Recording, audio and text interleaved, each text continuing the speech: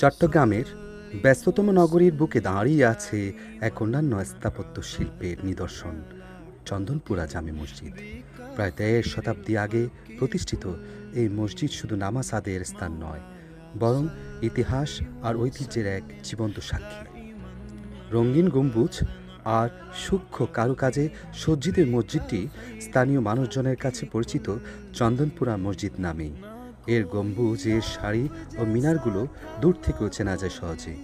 ১৮৫০ দশকে তৎকালীন ধনী ব্যবসায়ী এবং স্থানীয় সমাজসেবীরা এই মসজিদ নির্মাণে অগ্রণী ভূমিকা রাখেন। ব্রিটিশ আমলের সেই সময় থেকেই এই ধর্মীয়, সামাজিক, সাংস্কৃতিক কেন্দ্র হিসেবে মুসলিম সম্প্রদায়কে একত্র করেছে। আজও প্রতিদিন অসংখ্য মুসল্লি এখানে নামাজ আদায় করেন।